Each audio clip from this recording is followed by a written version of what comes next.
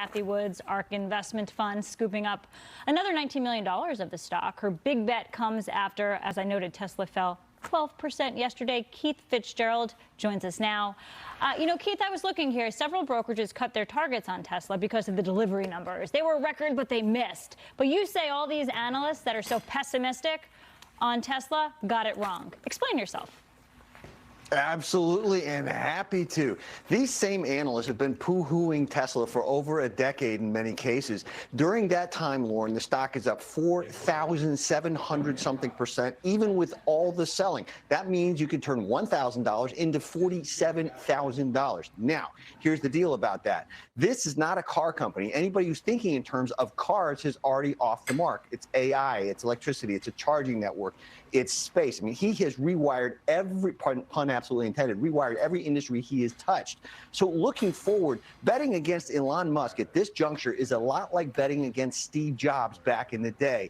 And I wouldn't take that bet right now. And then there's a report, Keith, that Tesla filed paperwork to make electric motors for airplanes and boats. I'd imagine you think that broadens their territory, and that's a good move?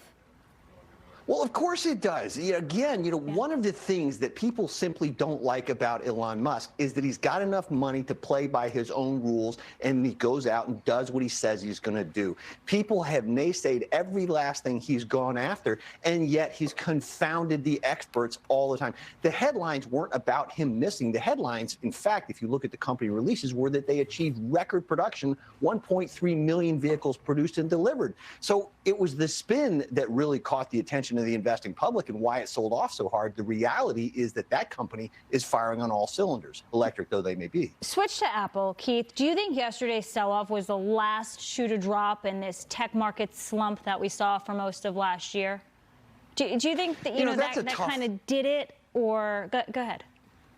I was going to say, we haven't really seen capitulation yet, because what's happening now, people are lumping all tech into one bucket, and that's not the case. Companies from Apple and Microsoft are very different from the Carvanas and the Zooms and the Metas of the world. So, that's mistake number one. But mistake number two is that they're saying something's wrong with Apple's business or Microsoft's business. That's not the case. It's a global deleveraging driven by the Fed, almost exclusively by the Fed's follies. So those companies are going to come roaring back to the head of the class. Anything right now, if you got a 2, 3, 4, 5-year horizon, is a gift, and I would be remiss not to say that. All right, Keith, thank you. Good to see you. Thank you. Likewise. Hi, it's Keith here. Thanks for checking out today's highlight clip. What'd you think? Did I make sense? Is there something you'd like to add? Make sure you leave a comment down below, and of course, click subscribe to keep up right here on YouTube, or sign up for the email newsletter at the link below. You can also find me on Twitter and Instagram for my real-time thoughts on markets, analysis, and a whole lot more.